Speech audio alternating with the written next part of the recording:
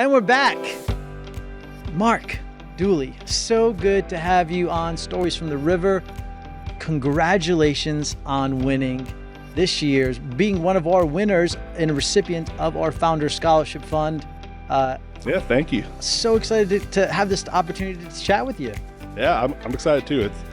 It's wasn't something I was expecting. Kind of had some change of plans at the beginning of this year, and when we saw it last year, I had somebody on my team who won it last year, and she really encoured me, Laura Spencer. She said, "Yeah, hey, Spence." Yep. So she said, "Hey, if you're even considering doing your MBA, go apply for this, do this." And how cool is that? So a lot of encouragement from that, and then just I went for it, and so excited, so grateful. That didn't even come up in the pre-meeting notes. That's brand new information. So you actually found out about this amazing scholarship program through Spence. Yeah. The Founders Scholarship Fund summer season is back, and it's back strong with Mark Deulley today. I can't wait to get into your story. Can't wait to get into you winning this the scholarship fund, because welcome to Stories from the River, a show in which we go behind the scenes at Broad River Retail. Typically I sit here and we talk to the amazing children of memory makers, and they're doing some amazing things. Yeah. But we also it's a balance, right? We also have some amazing memory makers who say, hey, I want to continue my education, and that's what this fund is for. It's for children of memory makers. It's for memory makers, and so you took the opportunity with a little nudging from Spence to say, hey, apply. Yeah. So we were talking about it. When I graduated my undergrad, I initially took a few MBA courses, and I thought, okay, life happened, some things happened in my life, and I went away from it. Always kind of wanted to do that. Had a few other transitions happen in my life in the last year, and with the support of my family, they said, hey, look, you've always wanted to do this.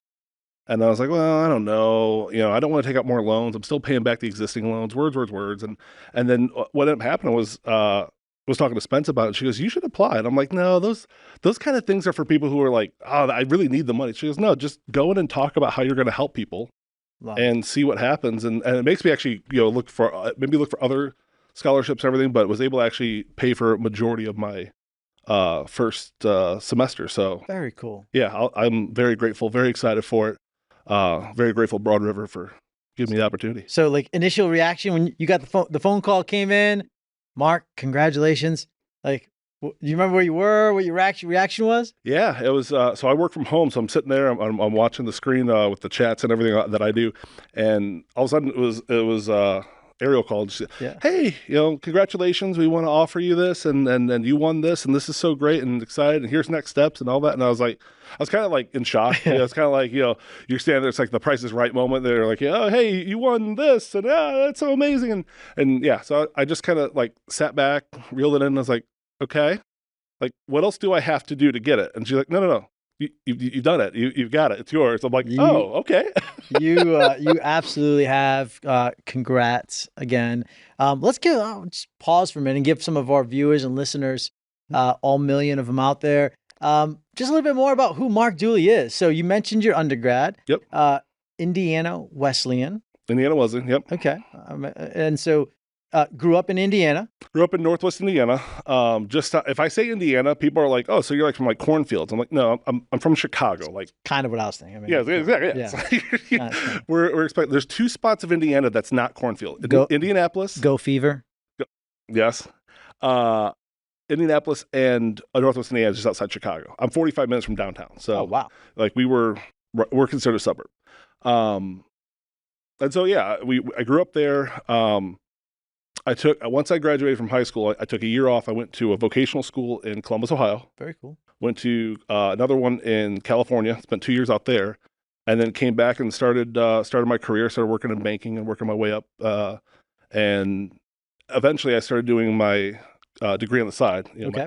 My grandfather always told me, he said, if you have a degree, people assume you're smart until you open your mouth. If you don't have a degree, people assume that you're not smart until you can prove you're not. And he was a very, very wise man.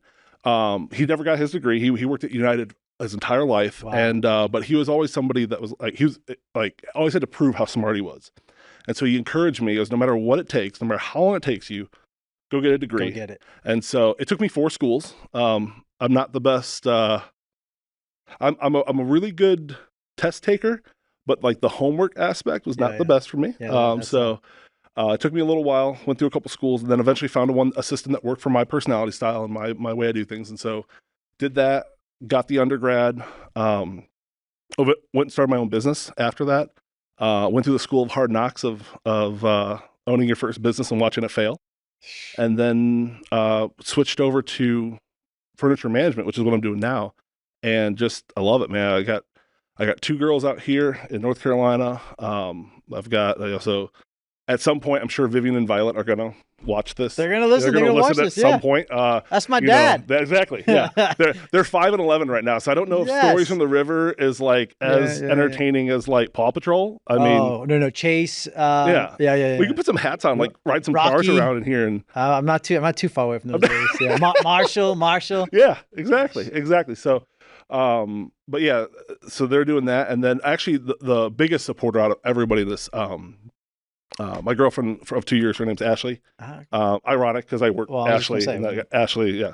It is part of our terms and conditions. You have to be Ashley. It's not. I'm joking. That was a joke. Yeah. You can send all of your HR complaints. Just get the email at the bottom of the screen. Yeah. We might have to edit that portion out. Yikes. We are not being asked back for season 3. Come on, Mark. There it was. Rein it in, Mark. But no, so I appreciate her, and she really encouraged me. She's working on her stuff right now to get her nursing license. She and just was like, you need to go do this. Yeah.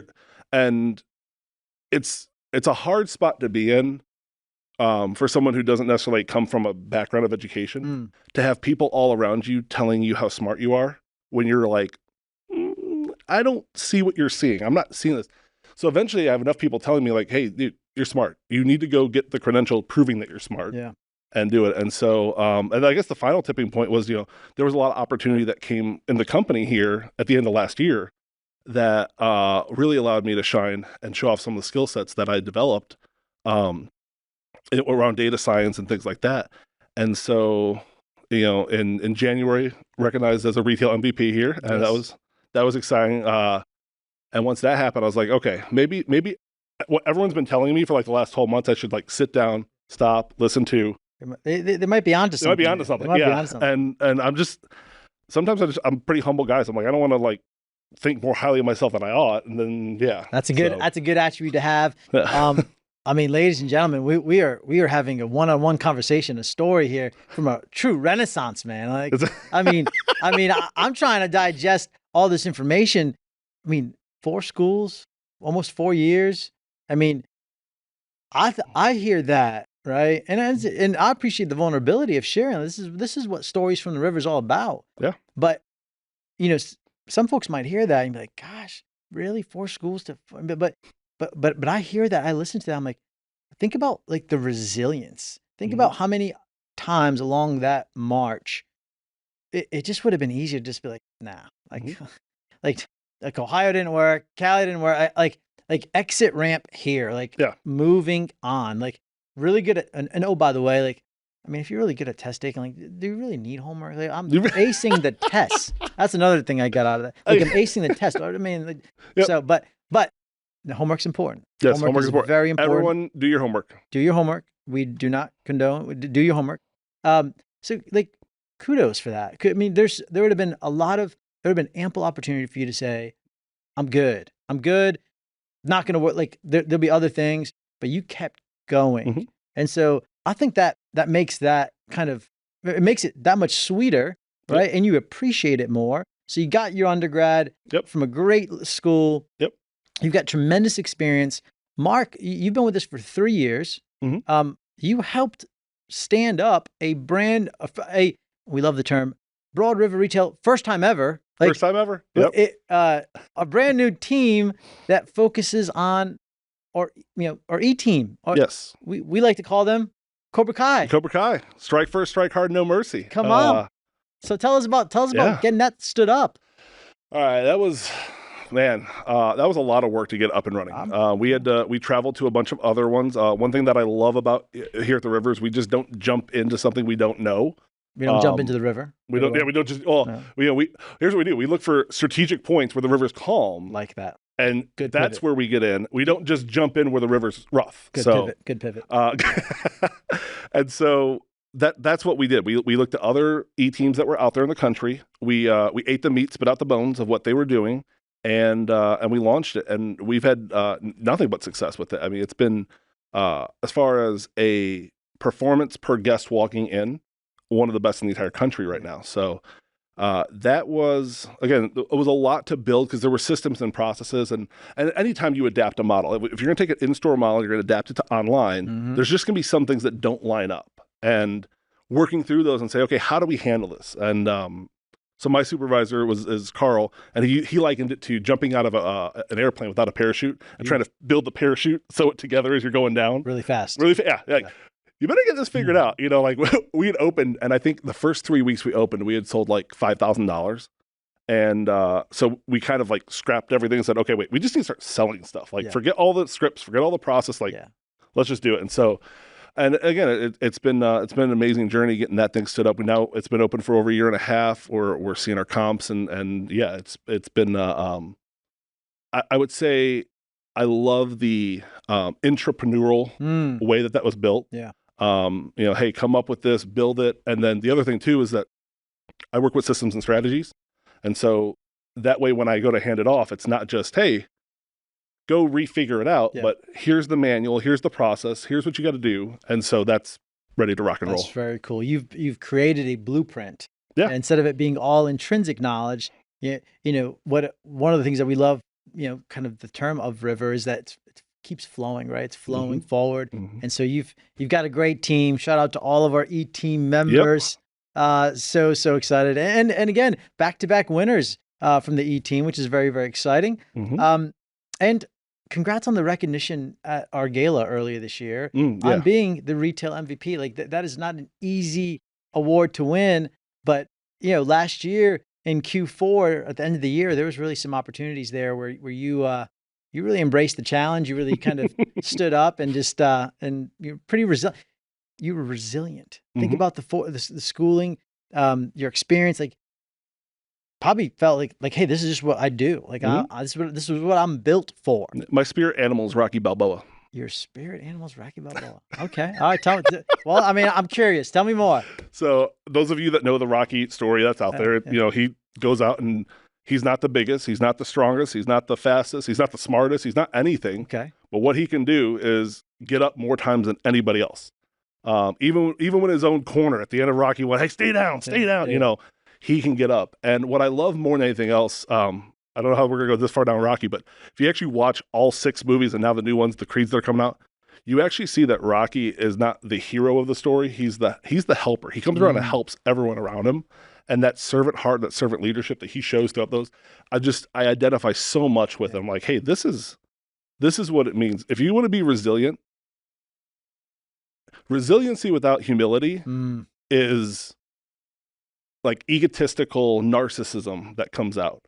But when you have humility, like paired with resilience, people are just drawn to you. They just want to be around you. This will be like, I want what you've got. Yeah. I want to just draft off of it. And so I think that's part of it. Both in my personal lives, professionally, everything has just been, hey, how do we keep going down this path? How do we keep doing this? And that's part of the E-team members. 3 of the 4 current E-team members are ones that I started with.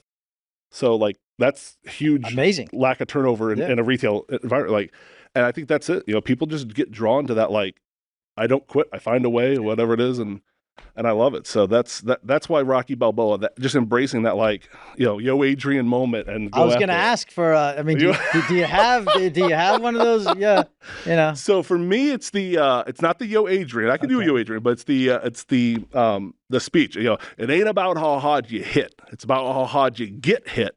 How much you can take and keep moving forward. That's how winning's done. So good. We're going to break all the records on this podcast with that little snippet right there. That's awesome. We got Cobra Kai reference. We've got Rocky reference. I was going to say, with this passion that you have for Rocky, I mean, how did that not kind of manifest its way into the naming of the E-team? But yeah. So the biggest difference, Rocky is like a personal one for me. the E team, we know people coming into the chat, people coming on the website, like if we don't strike first, strike hard, no mercy, they're going to go to a different website. Yeah. And so we have focused more than anything else on just conversion. Guest comes in, wants something, take care of them, and take care of the guest. Take care of the guest. Yep. You know, every guest is vitally important. We chant that every day because you don't know. You might have 2 guests come in, you might have 20. You don't know, but you have to treat every single one like it's your last. Customer beliefs. Yeah, it's our customer beliefs, and customer beliefs. Going after it. So love that. Well, thanks for walking through some of that. I mean, that is you know, I feel like we got to get a strong sense of who you are, what drives you. Mm-hmm. And so that's awesome. That's really, really cool, man. It's really, really cool. I loved hearing that. And so now you're in this MBA program. Yes. All right. Mm-hmm. How's it going? As I said, I kind of sometimes bite off more than I can chew or go after a little more. I'm in my second, it's an accelerated program, so it's 7 weeks per semester. I took 2, which would be the equivalent of 4 in a regular school. While working full time. Oof. This time I took 3, thinking I could balance everything, and that was hard. That one is this next week, and I'll be very glad. But the nice thing is, with that one being done and with the transfer credit coming in, I'm halfway done.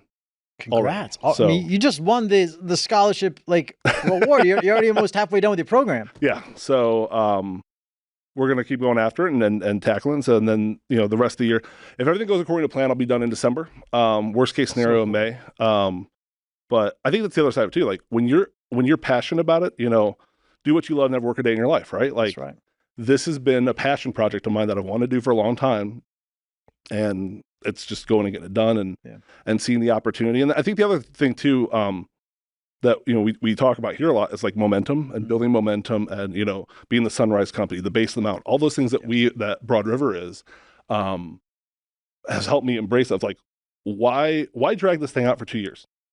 Let's just get it done, move on. And I think part of it too is also like being able to pay it forward after I finish it. Oh man, we're gonna do another movie reference. When you meet the person you want to spend the rest of your life with, you want the rest of your life to start as soon as possible. As soon as possible, right? Yeah. And so like when you figure out what it is you want to do, you want to go do it as soon as possible. You just referenced You Got Mail. I don't know what movie you're referencing. I mean, this is like you're going down the rom. Is this a rom-com? Yeah, I mean, Renaissance Man, right? You said. I mean, you are a Renaissance Man. We're gonna. Go I don't know how I just ones. said You Got Mail. That's an old movie. Gosh. Yeah, that was I mean, of a Tom Hanks Meg Ryan, I thought you would go Sleepless in Seattle, but Oh my goodness. You went to You've Got Mail. I think that shows your generation, though. The comments. Thanks, Mark. The comments on this one are going to be fascinating. Okay. All right. No more Tom Hanks and Meg Ryan references. No. Tell me about classes. Like, what have been some of the classes that have maybe pushed you and kind of challenged you? Give our listeners and viewers some of those insights. Like, because you're going through an MBA program, which is awesome. So you're getting to kind of interact with other folks who want to pursue this master's in business, and a lot of it is just kind of being around folks and kind of pushing each other. So what have you kind of learned from that? So I'll give a quick plug for UNCP, University of North Carolina, Pembroke. It was talking about data science. It was the most economical one for living in North Carolina with a UNC brand down there. And what I love about their class is they do a lot of simulations and a lot of like, it's not just read a book, take a test. It's a lot of engagement on there. So my favorite class, I actually took my capstone first because it was the only thing available and I wanted to get my degree going. And it was an auto manufacturing simulation, and you were going up against other classmates. And so you were the CEO of an auto manufacturer. Yeah. And so you had to pick out, economy, family, luxury, what's your model, who you're marketing, all this other stuff. And then you also had to come up with your financing, your production, all of it. So just all encompassing. And so that was my thing. I was like, all right, hey, this is great. I'm loving this. Went through, we won, our team won it. It was a great thing. Congrats. Thank you. That was, that's where I kind of realized, like, oh my gosh, I actually like doing this side of it. I like coming up with the strategy, executing the strategy, helping, seeing 3 moves ahead rather than just reactionary to whatever the next step is. That's right. Chess, not checkers. Exactly. Yeah. Exactly. Couldn't say it better. That's, so that was kind of also realizing I'm kind of home. And that first class, that first semester was like, wow, this is encouraging me, reinforcing my decision. A, I'm good at it. B, the world needs it. C, it's something you definitely get paid for. And, like, it's something that, I like doing and I'm good at. Ooh, so. That's awesome. Capstone. So you got involved, already had some great classes. Yep. You're on an accelerated program, which is really cool. Just speaks to kind of, hey, like, what you want, you're getting it done. What you mentioned kind of like, giving back and so paying it forward. Like, how do you see, how are you making time for that? In my current state, single dad of 2, it's kind of hard to have any time to do anything outside of work and then add school on top of it. So in my current state right now, it's not, but I've done a lot in the past with doing financial planning, financial coaching, realizing that like financial planning and money coaching are 2 different things. And really what the world needs more is like a money coach than they need actual like someone to tell them how to invest their 401k. Yeah. And so, I got certified through Dave Ramsey's program. Oh, very cool. Love doing that. And Financial Peace. Yep. Financial Peace. So did a master financial planner or master financial coach with them. Enjoyed doing that. I've actually looked back about doing another class, just doing one virtual for people. I've led a couple of those and I like helping that a lot. When I did it before, it was when I was an entrepreneur. So it was for pay. I'd like to get to a point where it's a not-for-profit. Like, the pipe dream for me is to, get to the point where I own a coffee shop. Coffee shop. What's the name? Joe's Coffee. I don't know. Just whatever. Joe's. Yeah. Okay. Just Joe's. You might want to. I'm going to hire a marketing person. Yeah, you might want to. That's good. Good understanding of talent there, because Joe's. Yeah, but sure. Central Perk. We can make another reference. Central Perk. Yep. Got it. Like that one. We can do that. And then just for me to sit in there and offer advice, almost like SCORE or like, the Business Development Center to new entrepreneurs who are wanting to get their business started. Love it. So one of the other things too is also I'm faith-based. Okay. And so I had this vision about 5-7 years ago or so. It was called Encouraging Entrepreneurs. And the whole premise behind it was entrepreneurs in today's society are like the widows and orphans. Because they have this baby, they have this idea, they have this concept. It's not fully formed. Yep. And they're trying to come up with what they're going to do with it. And if you look at all the marketing towards entrepreneurs right now, it's all take from them. It's, okay, yes, I have this baby, but babies don't get taken from. They need help. They need to be produced. Yeah. So now, okay, I've got this idea. I'm going to do this. And now this guy's going to sell me his coaching program. And this person's going to sell me their marketing program. And it's just take and take. Yeah. So building that network for entrepreneurs that's not built around that, that's built solely based on helping them succeed and thrive, specifically entrepreneurs. But, that's kind of my dream is like, hey, reach that point, reach retirement, reach financial freedom for myself. And then, be able to sit there and, as long as they buy a cup of coffee, I'll sit and talk to them about their business, run their business plan, run their performas and see, we're obviously not marketing. We already talked about, we have to, Got to be good self-awareness. Yes. Good self-awareness on that end. Mm-hmm. But, what a heart for giving back and to knowing that, hey, folks, folks need that connection. Yeah. Right. And that's connects the word of the year. And one of the words that, of course, are, you as a Founder Scholarship Fund winner, really kind of related to, as you kind of wrote what it means to you. And so, to tell us more about how that word connect kind of resonated with you. Connect, more than anything else for me, when you're like looking at it from a 10,000 foot view, connect, you and I are connecting right now, right? We have this idea of what it is here, but how do you scale connection? How do you systemize connection? And that's more where I see like connect applies for me is like, okay, I don't want to necessarily be the person that's sitting and connecting at this level. Not that I won't, I'll do it. I'm having fun. This is amazing. Don't hear what I'm not saying. Thank you. That would be awkward. No, but what I'm saying is like almost, okay, so take Stories for the River for a second. Yep.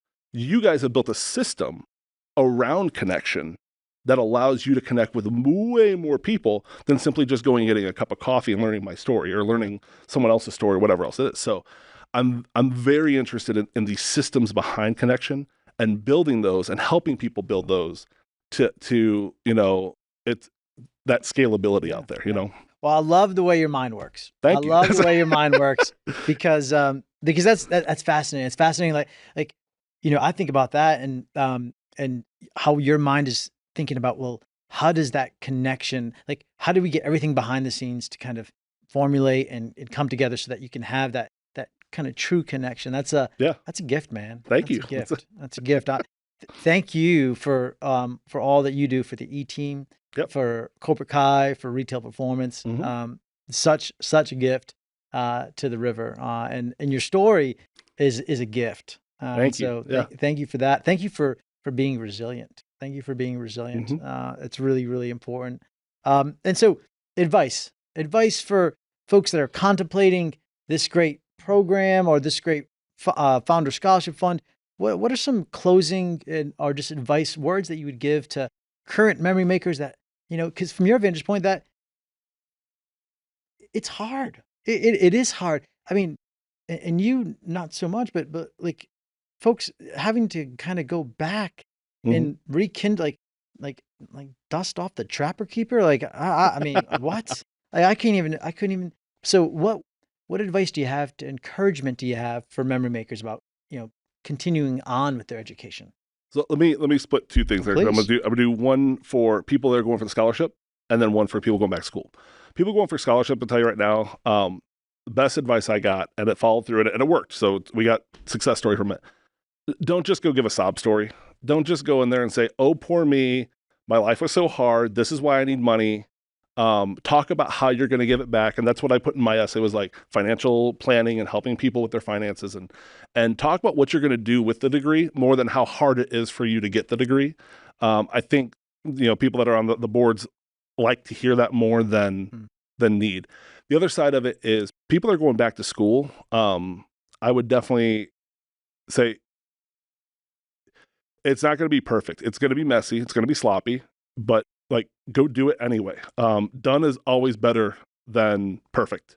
So like, I'll tell you, even in the one I'm doing, I got back, and I run an E-Team, right? So like, I'm somewhat tech savvy. I'm not like, Bill Gates or anything, but I'm somewhat tech savvy. Thank you. I'm going through and I'm starting, and I can't access my email. I'm starting class. I can't access my books. I can't log in. I'm calling IT. Nothing's working. And by the time I finally get into it, I'm already a week behind. Yikes. And I'm just like, I have every reason. And that's where the things in the back of your head start coming, like, see, you shouldn't have went for this. This isn't part of who you are. Your imposter syndrome, stuff like that starts flaring up. And it's like, you know what? If I have to, maybe I don't get an A in these classes. Maybe I get a B. Maybe I get a C. Who knows what? Like, whatever happens. But, what I'm going to do, I'm going to communicate it out. I'm going to find out what's going on, and, end up surviving both classes. I was able to catch up in both of them and got A's in both of them. And so, but like, I remember that moment. I remember sitting at my computer and being like, nope, see, school wasn't for you. You hit your height that you're going to hit. Your ceiling was bachelor's, and you didn't even think it was that. So like, you're above where you even thought you'd ever be. And it was just like that reminder. And it was that moment, because everybody who goes back to school is going to have this, whether it's your first semester, second, you're going to have that moment where you go, see, this wasn't for you. This wasn't supposed to be it. And push through that. That's not you. And when I first started my first business, they said, I remember talking to somebody who was trying to pitch me a coaching program. And he goes, Mark, so you don't understand. You're this big, and your results are I'm sorry, you think you're this big, but your results are only this big. And you think that, you're going to be this, you're this big person that's going to solve all the world's problems and do all this. But, where's your cash flow? Where's your this? Where's your that? And he goes, stick with me and I can help you make this person. And I remember my brother was standing next to me when I said it. I said, no, so you don't understand. I am this person, but my results just haven't caught up to me yet. There you go. And so that was, take that. Yeah, exactly. Take that. So listen, you gave him the Rocky 1-2 punch. I don't even know who it was now. So yeah, or what the company was. So we don't need to throw anybody on the bus. No, that's not what Stories of the River is about. We don't need to mention emails. No more. No. No, that was really the moment of like, everybody going back to school is going to have that moment. Everybody's got a plan until they get hit, right? Mike Tyson reference. There we go. Mike Tyson's. Everyone's got a plan until they get punched in the mouth. Correct. Yeah. And so, well, I'm glad that, not to, UNCP here. Come on with that onboarding experience there. I can't put it on them. I got accepted and I started classes like 4 days later. So like It's a quick turnaround. I can't put that on them. Yeah. They made an exception to push me through to get me Mark in that is spring. absolving any. Yeah, that's my own fault. Okay. Taking credit for it. Good. Yeah. That's really good advice. That's really good advice. I love, you referenced a lot there. I love what you said around, and I would, this is advice that my dad would always give me is be careful the stories you tell yourself, right? Because that soundtrack, that song, those words in your head are really, really powerful. And to your point, yeah, you could have been like, nah, this isn't for me. Like, this just reemphasizes why I should just not pursue this. But to your credit and to your core, what you continue to demonstrate is your resilience. And I love that. And it's just amazing. I mean, you get knocked down, you're going to keep walking. You're going to keep getting up. You're never going to keep me down. And keep I get knocked down, I get up again, and never going to keep me down.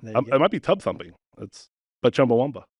We have a music reference now too. Now we have made a lot of references. Put them in the comments. Mark, it's been a lot of fun. This has been a lot of fun. Yeah. It's been a lot of fun catching up with you. Congratulations. When I think about what this Founders Scholarship Fund was set out to do and to serve, I couldn't think of a more worthy recipient because I know how much it means to you, and I know that you're going to put this MBA to great use, and so I'm really, really grateful for that. And I'm grateful for you just taking the time to share your story. And grateful for Spence that nudged you again to get here. Shout out to Spence. Shout out to her. Yep. So, and in closing, final comments, any other movie references you want to say? You want to say hi to your kids again? Whatever the floor is yours. Yeah. Wow. I think the main thing, even as we're talking through this, I think there's people out there listening to this right now that are thinking about going back to school, going back to wherever, doing things like that. I think that's really my message to them. Yeah. And maybe it's not school. Maybe it's a certificate. Maybe it's a Google certificate, Microsoft, whatever that thing is. There's something out there that you're supposed to be going and doing right now that you have every reason in your mind, or you maybe even have people in your life telling you every reason why you shouldn't be doing it. Take a moment, pause. We're working through this right now of reset, thrive, survive, and, hey, maybe you're in that survive mode. Take a moment right now as we're going through this. Reset yourself, figure out who you are, and let your, go chase those results. Chase those things that that you were made to do and go be. And yeah, I mean, that's, I do honestly, maybe this is weird, but I feel like there are people listening to it right now that are going to make decisions that are different in their life. Love it. Based on what we're talking about right now. Yeah. So I'm just grateful that you had me here and have a chance to share the story and, yo, Adrian. There we go. I did it! You did it. Mark, thank you so much. What a great way to close. An instant classic, in my opinion, an instant classic one here. Looking forward to going back and listening to this again. Thank you all for tuning in, for hearing and being part of the river. Congrats to Mark Deulley. So excited. We look forward to celebrating that milestone, that moment when you get that MBA. So congrats. Thank you to our listeners and to our viewers. Have a good rest of your week. Thanks for listening to Stories from the River. To check out more episodes, visit storiesfromtheriver.com. Join us again next week, and remember to like, rate, and subscribe to the podcast.